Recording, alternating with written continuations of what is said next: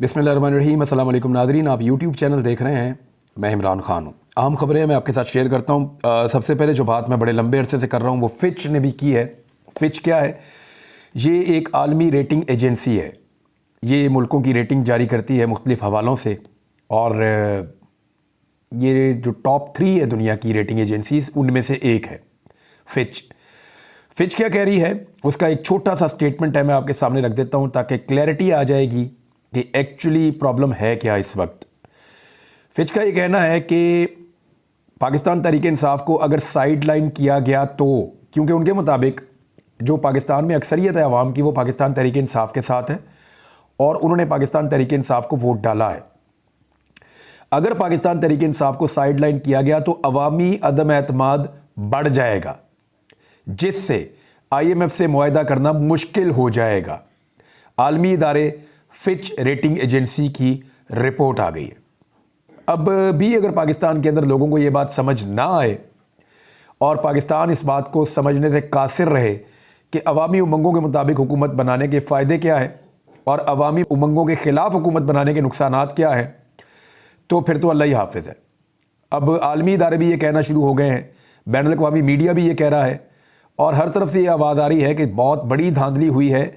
और अगर पाकिस्तान इसी धांधली ज़दा हुकूमत को बनाने की तैयारी करता है और मैंडेट ऐसे लोगों के हाथ में दे दिया जाता है जिन्हें लोगों ने वोट नहीं डाला, उन्हें रिजेक्ट किया है, तो फिर पाकिस्तान का निज़ाम आगे नहीं बढ़ पाएगा और मईशत के ऊपर बहुत बड़ा धचका लगेगा। और उसका नुकसान ये होगा कि IMF के साथ आपका मुआहदा करना मुश्किल हो जाएगा। IMF के साथ अगर आप मुआहदा नहीं करते, आगे नहीं बढ़ते, तो पाकिस्तान के डिफ़ॉल्ट कर जाने के इम्कानात बढ़ेंगे। अल्लाह ना करे ऐसा हो। सेंस प्रिवेल करनी चाहिए और होना ये चाहिए कि जिनको वोट मिले हैं उन्हीं के वोट गिने जाएं। अब आ जाएं इस बात की तरफ कि एक और इलेक्शन मुकम्मल हो गया। मैं वो रिज़ल्ट भी आपके सामने रख देता हूँ। ये बहुत इम्पॉर्टेंट इलेक्शन था क्योंकि अली अमीन गंडापुर और उनकी पूरी फैमिली इसके अंदर इन्वॉल्व थी। ये फजलुर रहमान साहब के बेटे का इलेक्शन था और ये सीट फजलुर रहमान साहब की बड़ी मजबूत सीट हुआ करती थी और यहाँ से वो हमेशा इलेक्शन जीत जाते थे। अभी इस वक्त सूरत हाल क्या है कि 6 पोलिंग स्टेशंस ऐसे थे जहाँ पे दोबारा इलेक्शन करवाया गया, हालात ख़राब होने की वजह से पहले और मल्टीपल रीज़न से ये इलेक्शन वहाँ पे ताख़ीर का शिकार हुआ। बाकी इलेक्शन आ चुका था और जब इनके ऊपर आज पोलिंग करवाई गई तो सिचुएशन बहुत अजीब थी। हल्के से बड़ी अजीब अजीब इतलात आ रही थी। 20-20 हज़ार, 15-15 हज़ार में एक एक वोट ख़रीदा गया है, इतना पैसा खर्च किया गया इस हल्के के अंदर। और दूसरी जानिब जो पाकिस्तान तहरीक इंसाफ का आज़ाद उम्मीदवार था, हमायत याफ्ता दावर खान कुंडी, उसका मुकाबला था मौलाना फजलुर रहमान के बेटे असद महमूद से। अब दावर खान कुंडी के पास इतने पैसे ही नहीं है कि वो वोट ख़रीदे। मैंने थोड़े अर्सा पहले इस जो कॉन्स्टिट्यूंसी है उसका विज़िट भी किया था। अब ये 6 पोलिंग स्टेशन बाकी थे। वहाँ पे जब आज वोटिंग हुई है तो सूरत हाल कुछ ऐसे है कि फजलुर रहमान साहब का बेटा इलेक्शन हार गया और दावर खान कुंडी जो है वो इलेक्शन जीत गया। वोट पड़े हैं दावर खान कुंडी को 64,483, जबकि फजलुर रहमान साहब के बेटे को 63,900 वोट पड़े हैं। लगभग 500 से ज़ायद वोटों से ये शिकस्त हुई है फजलुर रहमान साहब के बेटे को। बड़ा क्लोज था, लेकिन फजलुर रहमान साहब की ये बड़ी मजबूत सीट हुआ करती थी और वो कभी सोच भी नहीं सकते थे कि उनका बेटा यहाँ से इस तरह इलेक्शन हार जाएगा। अभी अली अमीन गंडापुर एक कौमी असम्बली की नशिस्त को छोड़ेंगे, वहाँ से उनके भाई जिन्होंने इलेक्शन नहीं लड़ा जनरल इलेक्शन में, और इससे पहले वो MP भी रह चुके हैं, फैसल खान, और उन्होंने इलेक्शन लड़ना है वहाँ से। और फैसल खान जो है वो सूबाई वज़ीर भी रह चुके हैं खैबर पख्तूनख्वा में। अब MNA का इलेक्शन फैसल खान को लड़ना है और मेरे ख्याल में दोबारा फजलुर रहमान साहब का बेटा उनके मद्दे मुकाबिल आएगा उस सीट पे जहाँ से अली अमीन गंडापुर ने मौलाना फजलुर रहमान को शिकस्त दी थी। वो भी एक बड़ा इंटरेस्टिंग इलेक्शन होगा आने वाले दिनों में, देखते हैं उस इलेक्शन का क्या बनता है। लेकिन ये इलेक्शन एक मरतबा फिर फजलुर रहमान साहब ने बेशक एस्टेब्लिशमेंट को बहुत लताड़ा, बहुत सारे स्टेटमेंट ऐसे दिए जिससे उन्होंने बहुत सारे पोल खोल दिए, लेकिन पब्लिक में पजीराई नहीं मिली और उनके बेटे इलेक्शन नहीं जीत पाए। दूसरी जानिब फजलुर रहमान साहब इसका रिएक्शन क्या देते हैं, ये एक बड़ा सवाल है। क्या फजलुर रहमान साहब पहले से ज़्यादा अग्रेसिव हो जाएंगे या फजलुर रहमान साहब अपने मौक़िफ़ को बदलेंगे? ये चीज़ें हमें एक आधे दिन में पता चल जाएंगी। अगर उन्होंने कोई इंटरव्यू दिया और कोई नए कट्टे खोल दिए तो पता चलेगा कि फजलुर रहमान साहब किस रास्ते पर चल रहे हैं। पाकिस्तान तहरीक इंसाफ के लिए थोड़ी सी अच्छी खबर यह है कि उनके बंदे आज़ाद होना शुरू हो गए हैं। एक एक दो करके जो है वो लोग आज़ाद हो रहे हैं। गुजरात से खबर आई, वहाँ पे कुछ लोग आज़ाद हुए हैं, कुछ सेंट्रल पंजाब से लोग आज़ाद हुए हैं। लाहौर में एक दो लोगों की दोबारा इत्तला आई है, उनको आज़ाद कर दिया गया है अदालती फ़ैसलों के नतीजे में। तो अब ऐसा लगता है कि पाकिस्तान तहरीक इंसाफ के वर्कर्स ने जो बहुत सख्त और मुश्किल वक्त देखा था वो वक्त शायद ख़त्म हो रहा है और लोग बाहर आ रहे हैं। अलीम खान के मुकाबले में ज़ीशान नामी कैंडिडेट ने जेल से बैठकर इलेक्शन लड़ा था और अलीम खान साहब वो इलेक्शन जीत गए, लेकिन पाकिस्तान तहरीक इंसाफ का कहना है कि वहाँ पे धांधली हुई। अब ज़ीशान की आज रिहाई हुई है, निकलते ही उन्होंने अलीम खान पे अटैक किया है और वो ये कह रहे हैं कि इनके हलक से अपनी सीटें वापस निकालेंगे। लेट्स सी कि पाकिस्तान तहरीक इंसाफ किस तरीके से इस मूव को आगे बढ़ाती है। इस्लामाबाद से PMLN के लिए एक बहुत बुरी खबर है नवाज शरीफ साहब के लिए कि बड़ी मुश्किल से वो एक एक करके उनको सीट दिलाई जाती है, लेकिन इकट्ठी तीनों सीटें निकल गई मुस्लिम लीग नून के हाथ से इस्लामाबाद वाली। इस्लामाबाद हाई कोर्ट ने जो नोटिफिकेशन था कामयाबी का, PMLN के 3 उम्मीदवारों की कामयाबी का इस्लामाबाद से, वो मुअत्तल कर दिया है। पूरा इस्लामाबाद और इस्लामाबाद के सहाफ़ी ये गवाही दे रहे हैं कि यहाँ से इलेक्शन पाकिस्तान तहरीक इंसाफ के हमायत याफ्ता तीनों उम्मीदवार जीते हैं और 50-50 हज़ार की लीड से जीते हैं, जबकि PMLN के कैंडिडेट्स को यहाँ पे वोट नहीं पड़े। लाहौर में नून लीग के कायद नवाज शरीफ साहब को वोट नहीं पड़ रहे, तो वहाँ इस्लामाबाद में वोट पड़ने हैं, तो वहाँ इनको वोट नहीं पड़े और वोट ना पड़ने की वजह से ये बहुत पीछे रह गए। लेकिन धांधली करके PMLN के उम्मीदवारों की कामयाबी के नोटिफिकेशन जारी किए गए।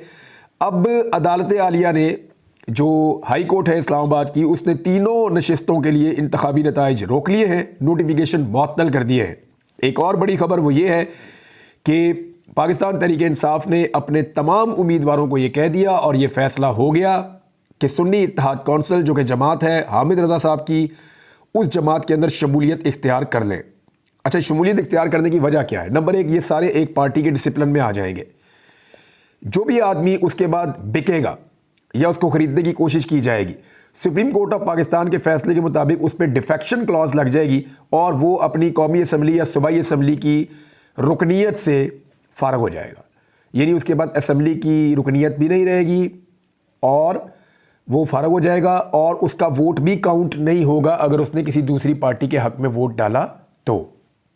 लिहाजा जितने आज़ाद उम्मीदवार पाकिस्तान तहरीक इंसाफ की हमायत याफ्ता जीते हैं, वो सब के सब अपने बयान जमा करवा रहे हैं, बयान हल्फी दे रहे हैं और साहबजादा हामिद रज़ा साहब की जमात के अंदर शामिल हो रहे हैं।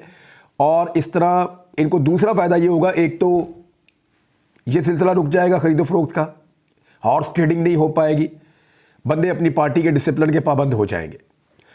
दूसरा फ़ायदा पाकिस्तान तहरीक इंसाफ को ये होगा कि जो मखसूस नशिस्तें हैं ख़वातीन की और अक़लियतों की, ये बहुत बड़ी तादाद में, क्योंकि सबसे ज़्यादा सीटें पाकिस्तान तहरीक इंसाफ ने जीती हैं पाकिस्तान में, तो वो जो मखसूस नशिस्तें हैं वो इनको मिल जाएंगी।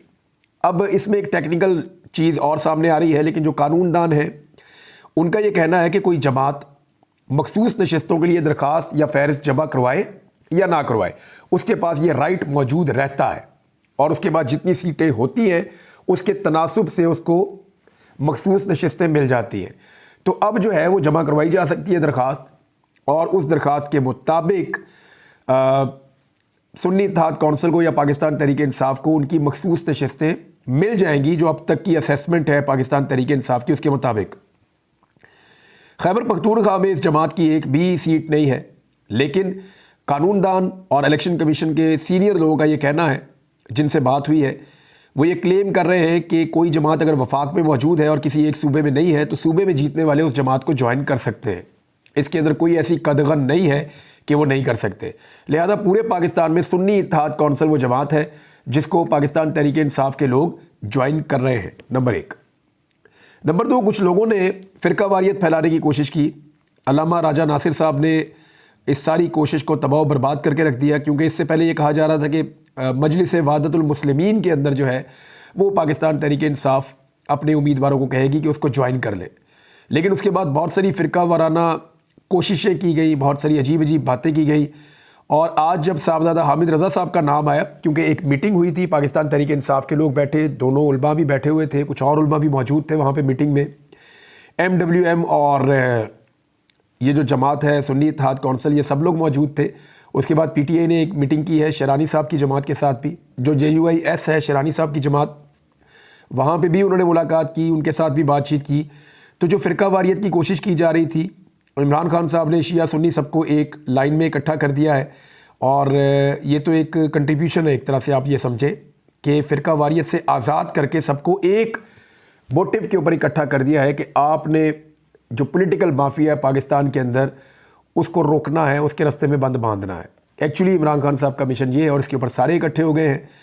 तो ये एक खुशाइन चीज़ है पाकिस्तान के अंदर। और अल्लामा राजा नासिर साहब ने खुद अपने मुंह से कहा और ख़ुद उन्होंने ये फरमाया कि ये फ़ैसला हमारा मुश्तरका फ़ैसला है और बहुत अच्छा फ़ैसला है। लिहाजा जो लोग फ़िरका वाराना ज़हनियत के मालिक थे उनके लिए बुरी खबर है कि सब ने एक्सेप्ट किया है और साहबजादा हामिद रज़ा साहब ने इलेक्शन कमीशन से रुजू भी कर लिया है और ये पाकिस्तान तहरीक इंसाफ का मसला भी हल हो गया है। अब मखसूस नशिस्तें मिलने का मामला है, अगर वहाँ से नहीं मिलेगी तो इनको अदालत में जाना पड़ेगा। अगर काजी फ़ाइद ईसा साहब के सामने जाएगा तो फिर तो आप कुछ भी एक्सपेक्ट कर सकते हैं। लेकिन इंसाफ का तकादा यही है कि तहरीक इंसाफ के जो जीतने वाले उम्मीदवार हैं उनके तनासुब से उनको मखसूस नशिस्तें दी जाएँ। और इन मखसूस नशिस्तों के लिए पाकिस्तान तहरीक इंसाफ ने पेशावर हाई कोर्ट से रुजू भी कर लिया है और साथ ही साथ उन्होंने कहा कि मखसूस नशिस्तों के लिए कागजात जमा करवाए, जिन उम्मीदवारों ने इनकी स्क्रूटनी हुई है इनको एडजस्ट किया जाए। पाकिस्तान तहरीक इंसाफ लिस्टेड पार्टी है और मखसूस नशिस्तें हमारा हक है। यानी साथ ही साथ उन्होंने पेशावर हाई कोर्ट से ये रुजू भी कर लिया है। और साथ ही साथ पाकिस्तान तहरीक इंसाफ ने GDA से भी मुलाकातें की हैं। बड़े तूफ़ानी तरीके से तहरीक इंसाफ मुख्तलिफ़ सियासी जमातों के साथ राब्ते में आ रही है। जमात इस्लामी के साथ उन्होंने रब्ता किया है, तहरीक लब्बैक के लोगों के साथ रब्ता किया है। उन्होंने जो मजहबी सियासी जमातें हैं जैसे MWM है या सुन्नी इत्तेहाद कौंसिल है उनसे भी रब्ता किया है, शेरानी साहब की जमात से रब्ता किया है। अब GDA के साथ रब्ता जो है वो रिपोर्ट हो रहा है क्योंकि उनके खिलाफ बड़ा खौफनाक धांधला हुआ है। इंटीरियर सिंध में उन्होंने बहुत बड़ा एहतजाज भी किया है। तो GDA के जो मरकज़ी रहनुमा हैं सदरुद्दीन शाह राशिदी पीर साहब पगाड़ा, उनसे उन्होंने मुलाकात की और PTI सिंध के सदर हलीम आदिल शेख मिले हैं। डॉक्टर सफदर अब्बासी और सरदार अब्दुल रहीम और दीगर लोग भी इस मुलाकात में शामिल थे। यहाँ पे इन्होंने फैसला किया कि मिलकर एक लायामल बनाया जाए धांधली के ख़िलाफ़ और मिलकर एहतजाज किया जाए। एक और ख़बर नाज़रीन ये है कि जब दिल करता है पाकिस्तान में ट्विटर बंद कर देते हैं। यानी अब ऐसा लगता है कि हुकूमत को ये समझ आ रही है कि हर मसले का हल ट्विटर को बंद कर देना है। टिकटॉक को भी बंद कर देंगे, ट्विटर को बंद कर देंगे, फेसबुक को बंद कर देंगे, यूट्यूब को बंद कर देंगे। तो मेरे ख्याल में पाकिस्तान को 18वीं सदी में धकेल दिया जाए। दुनिया कहाँ से कहाँ पहुँच गई है, दुनिया चाँद पे जा रही है और हम लोगों से इंफॉर्मेशन का हक छीन रहे हैं। सदर पाकिस्तान ने भी इसके बारे में बात की है, डॉक्टर आरिफ अलवी साहब। वैसे तो बहुत कम ही वो बोलते हैं, जिस वक्त बोलना होता है उस वक्त तो बिल्कुल नहीं बोल रहे होते और उनके ऊपर पाकिस्तान तहरीक इंसाफ के लोग बड़ी तनकीद भी करते हैं कि तहरीक इंसाफ के वोटों से वो सदर बने हैं और वो हक अदा नहीं कर रहे। तहरीक इंसाफ के लोगों को ऐसा लगता है। तो सदर पाकिस्तान ये कहते हैं ट्विटर बंद कर देते हैं जब चाहे, कि आपको कुछ पता ना चल जाए, आपको मालूमात ना मिल जाए। इस तरह के आइडियाज़ जो है वो पाकिस्तान में लाए जा रहे हैं। इंटेलेक्चुअल कैपेसिटी नहीं है पाकिस्तान के इदारों में कि वो लोगों को कायल कर सके। अगर कोई बंदा कोई बात करता है तो पुलिस भेज दी जाती है उसके घर में और उसको पकड़ लिया जाता है। तो आरिफ अलवी साहब ने सख्त तनकीद की है इस पॉलिसी के ऊपर कि जहाँ पे सोशल मीडिया की बंदिश से चीज़ों को कंट्रोल करने की कोशिश की जा रही है। ये एक ऐसा रास्ता है जिससे दुनिया पाकिस्तान को मज़ीद शक की नज़र से देखती है कि इस मुल्क में ऐसा ज़रूर कुछ हो रहा है जिसकी वजह से ख़बरों को दबाने के लिए मकामी मीडिया पे वैसे ही दबाव डाला जाता है और जो बैनुल अक़वामी मीडिया वहाँ पे मौजूद है उसकी रसाई बंद कर दी जाती है। स्पेशली जो सोशल मीडिया उसकी रसाई बंद कर दी जाती है। जो लाहौर से एक बड़ा स्कैंडल निकला जिसका बहुत चर्चा हुआ, उस पर कुछ लोग ये कह रहे हैं कि टीवी चैनल ने इसको नहीं चलाया, वो मज़ीद तहकीक करना चाहते थे। तो मेरा एक सवाल है बुनियादी, सहाफ़ी का काम होता है ख़बर को चलाना। मिसाल के तौर पे वो ये तहकीक करना चाह रहे थे ना कि ये जो वोट वहाँ पे छप रहे हैं, ये वोट PMLN खुद छपवा रही है या किसी ने छपवाए हैं PMLN को फंसाने के लिए। यही सवाल है ना। एक्चुअली जो वहाँ पे एडिटोरियल बोर्ड बैठा हुआ है या जो लोग बैठे हुए हैं अहम नशिस्तों पे इन चैनलों में, उनके दिमाग में यही सवाल था ना। लेकिन इस सवाल के बावजूद भी इस खबर को रोका नहीं जा सकता था। उसकी वजह यह है कि जब एक प्राइवेट जगह के ऊपर सरकारी कागज़ छप रहा है तो ये खुद एक बहुत बड़ी खबर है कि जनाब सरकारी कागज़ कैसे एक प्राइवेट जगह पे छप सकता है। अब उसकी तहकीकात करवा लीजिए। हो सकता है कि जो दिखाई दे रहा है कि नवाज शरीफ साहब अपनी इज्जत बचाने के लिए धांधली करवा रहे हैं और ये जाली पेपर छाप रहे हैं, बैलेट पेपर। हो सकता है नवाज शरीफ को फंसाने के लिए कोई साजिश हो रही हो, लेकिन जो भी हो रहा है इस खबर को रिपोर्ट जरूर किया जाना चाहिए था। इंतहाई परले दर्जे की सहाफती बददयानती है कि इतनी बड़ी चीज़ आपके सामने आई कि एक सरकारी कागज़ एक प्राइवेट प्रेस के अंदर छप रहा है और आपके रिपोर्टर जान पर खेल कर जाते हैं और जाकर उसकी फुटेज बनाकर लाते हैं और आप उसको ये कहकर नहीं चलाते कि जनाब इसको भी देखना पड़ेगा। वो इसलिए कि कायदे मोहतरम जनाब मियाँ नवाज शरीफ साहब का नुकसान हो रहा है इस खबर के चलने में। तो ये सहाफती बददयानती है। हाँ, आप ये कह सकते थे कि जनाब पेपर छप रहा है, बैलेट पेपर छप रहा है, तहकीकात करवाई जाए। आप नाम ही ना लें नवाज शरीफ का, आप नाम ही ना लें और किसी चीज़ का, आप पीटीआई का भी नाम ना लें, लेकिन आपको ये ज़रूर कहना होगा कि जनाब पेपर छप रहा है जो गैर कानूनी है। एक गैर कानूनी चीज़ आपके सामने आई और आपने उसको छुपा लिया सिर्फ इस बुनियाद पर कि कायदे मोहतरम को उसका नुकसान हो जाएगा। तो मियाँ नवाज शरीफ साहब को कहाँ कहाँ बचाएगा पाकिस्तान का मीडिया और कब तक बचाएगा? पाकिस्तान में सोशल मीडिया तो मौजूद है ना, तो बेचारा बहुत मुश्किल हो जाएगा। वो दोनों सहाफ़ी काफ़ी परेशान हैं, लेकिन उन दोनों ने किसी किस्म की कोई खबर नहीं दी, ना दोनों ने ट्विटर पे दी, ना सोशल मीडिया पे किसी और जगह पे दी, बल्कि उन्होंने बड़ा मोहतात रवैया अपनाया, क्योंकि वो ये जानते थे कि इस तरह की खबर देने के बाद इसके आफ्टर शॉक्स कैसे होंगे। लेकिन ये खबर बाहर आ गई और अब खबर बाहर आने के बाद राब्ता भी मुश्किल हो रहा है दोनों सहाफ़ियों से। मैंने कोशिश की है, राय साकिब तो बिल्कुल छोटे भाइयों की तरह है, मैंने भी ऑडियो मैसेज भी उनको छोड़ा है, हो सकता है मेरा उनसे रब्ता हो जाए। मियाँ अली अशफाक का मुझे फ़ोन आया था, वो भी ये कह रहे थे कि ये एक सिचुएशन क्रिएट हो गई है, क्योंकि उनके भी ताल्लुकात हैं सहाफ़ियों के साथ, और देखते हैं कि इसमें होता क्या है। लेकिन इन पेपर्स को इस्तेमाल कहाँ किया जाता है मैं आपको ये बता देता हूँ। ये जो जाली वोट बनाए जाते हैं, ये डब्बों में भर दिए जाते हैं, और इलेक्शन कमीशन के अंदर जब आप दरख्वास्त देते हैं ना बतौर कैंडिडेट के मेरे साथ धांधली हो गई है, तो वो निकालते हैं डब्बे, खोल के वोट गिन के वापस बंद कर देते हैं और कोई काम नहीं करते। इलेक्शन कमीशन के पास ये कैपेसिटी नहीं है कि वो फॉरेंसिक ऑडिट करे, ये वो नहीं कर सकता, ट्रिब्यूनल में जाना पड़ता है। यानी कोई बंदा अगर ट्रिब्यूनल में जाएगा, ट्रिब्यूनल को एक्चुअली तो फैसला 3 महीने में करना होता है, लेकिन मैं आपको एक मिसाल दे देता हूँ, आपको सारी बात समझ आ जाएगी। इलेक्शन कमीशन के पास कोई जाएगा, वो ये जाली वोट निकाल के सामने रख के गिन देंगे, जनाब ये देखो इनके इतने और आपके इतने, लिहाजा ये जीत गए। इलेक्शन कमीशन लिख के दे देगा जी उनको नोटिफाई हमने कर दिया है। अब आप दोबारा ट्रिब्यूनल में जाएंगे और आप जाके अदालतों के दरवाजे खटखटाएंगे, आप कहेंगे यार हमें इंसाफ दें, आप हमें इंसाफ दें, आप वोटों को चेक करें, ये वोट जाली है जो इसके अंदर से निकले हैं। तो जाली वोट को चेक करने के लिए क्या होगा, उसका फॉरेंसिक ऑडिट होगा। उसके बाद टीमें बैठेंगी, जो टेक्निकल लोग हैं वो बैठेंगे और वो चेक करेंगे कि अंगूठे का निशान, वो चेक करेंगे सीरियल नंबर, वो चेक करेंगे कागज़ की क्वालिटी, वो चेक करेंगे टेम्परिंग, वो चेक करेंगे स्याही का इस्तेमाल कि ये वाला पेन कौन सा था, ये कौन, हर चीज़ वो चेक करेंगे। और जब वो सारा कुछ चेक कर लेंगे तो उसके बाद वो एक रिपोर्ट जारी करेंगे। लेकिन वो तो काम होना ही नहीं है। क्यों नहीं होना, फॉरेंसिक ऑडिट क्यों नहीं होगा और कैसे नहीं होगा, वो मैं आपको अब बताता हूँ। एक इलेक्शन था जो शेख वकास अकरम साहब ने लड़ा 2018 में, वो इलेक्शन वो लूज़ कर गए, हार गए। उसके बाद उन्होंने इलेक्शन कमीशन से कहा तो इलेक्शन कमीशन ने भी उनकी बात नहीं सुनी, वो ट्रिब्यूनल में चले गए। ट्रिब्यूनल ने इसका फैसला करना था 3 माह में। शेख वकास अकरम मुख्तलिफ अदालतों में जाते रहे, सुप्रीम कोर्ट ऑफ पाकिस्तान तक पहुंच गए और 5 साल गुजर गए, उसके ऊपर फैसला नहीं हुआ। उस सीट के ऊपर वही खातून बैठी रही जो इलेक्शन जीत गई थी, जिनको जितवा दिया गया था बकौल शेख वकास अकरम साहब के, उनके मुकाबले में उस दौर में। ये जंग में शेख वकास अकरम सब लोग जानते हैं।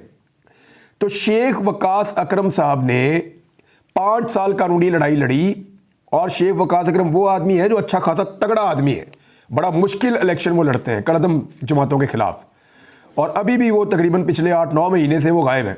यानी उन्होंने अपने हल्के के अंदर एक दिन विजिट नहीं किया, लेकिन उसके बावजूद लोगों ने उनको इलेक्शन जितवा दिया, उनके वालिद को भी जितवा दिया, और वो रूपोश है उस वक्त से, उनका कारोबार सारा तबाह हो गया, उनके घर बार, उनके बच्चे स्कूल नहीं जा पा रहे। ये सिचुएशन वो सबके साथ ही हो रही है, उनके साथ ये सिचुएशन है कि बच्चे स्कूल नहीं जा पा रहे पिछले कई महीनों से। अब वो इलेक्शन जीत गए, दोबारा इलेक्शन लड़ा, दोबारा इलेक्शन जीत लिया। पिछले इलेक्शन का 2018 वाले का आज तक फैसला नहीं हुआ ट्रिब्यूनल में। तो ये इतना लटका देते हैं इस मामले को और इसी में 5 साल गुजार देते हैं। लिहाजा पाकिस्तान तहरीक इंसाफ को फुल रोला डालना चाहिए इन जाली वोटों के ऊपर और ऐसी सारी मशीनें पकड़वानी चाहिए। बहरहाल अब तक के लिए इतना ही। अपना ख्याल रखिएगा, अपने चैनल का भी। अल्लाह हाफ़िज़।